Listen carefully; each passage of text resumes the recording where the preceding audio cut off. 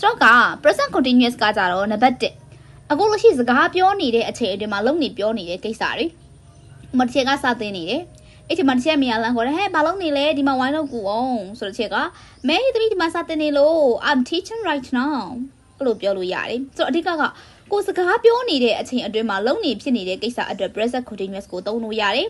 နောက်တစ်မျိုးအနေနဲ့လက်ရှိလက်တလောအတွင်းမှာလုံနေတဲ့ကိစ္စကြီးကိုနဲ့မတွေ့ရကြတဲ့တငယ်ချင်းကိုနဲ့ပြန်တွေ့တယ်ဟဲ့တငယ်ချင်းရေအခုတလောနေဘာတွေလုပ်နေလဲငါအခုတလောတော့ဒါတွေလုပ်နေပါတယ်ဆိုတော့လက်တလောအချိန်အတွင်းမှာလုံနေတဲ့ကိစ္စရက်တွေကိုပြောချင်တဲ့အခါမျိုးမှာလည်းဒီ present continuous ကိုသုံးလို့ရတယ်ပေါ့နော်ဒီမှာဆိုလို့ရှိရင်ဟာလာ Isabel ရေးပေးထားတယ် I'm eating sandwich တို့ I'm learning English တို့သုံးပေးထားတယ်အဲ့ဒီမှာမှ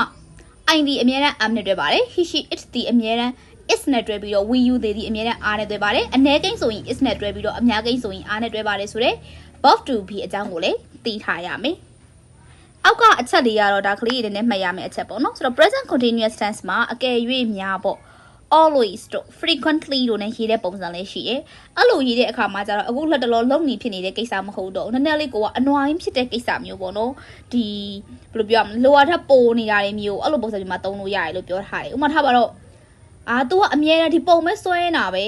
တိုးတက်လားမတိုးတက်ဘူးအမြဲတမ်းဒီပုံမဲဆွဲနေတာပဲဘာမှလည်းဝိုင်းလို့မကူဘူးဒါပေမဲ့24နိုင်လုံးဆွဲနေရလားဆိုမဟုတ်ဘူးသို့တော့အမြဲတမ်းလုံနေတာပဲစိတ်ညစ်လိုက်တာအနွားရင်းဖြစ်တဲ့ပုံစံမျိုးHe's always drawing this picture အမြဲတမ်းဆွဲနေရပဲအဲ့လိုပြောတဲ့ပုံစံမှာသုံးလို့ရတယ်နောက်တစ်ခု My mother is always scolding me အမေကအမြဲတမ်းကိုစုနေတော့တာပဲဆိုတော့အမေက24နိုင်ပါစက်မပေပဲတောက်လျှောက်စုနေရဆိုတော့မဟုတ်ဘူးဒါပေမဲ့အနွားရင်းဖြစ်တဲ့ပုံစံမျိုးကိုဖော်ပြခြင်းနဲ့စိတ်ညစ်တဲ့ပုံစံမျိုးကိုဖော်ပြခြင်းနဲ့အတွက်ကြောင့်မလို့ always plus perfect ing နဲ့သုံးပေးထားတာဟုတ်ပြီနော်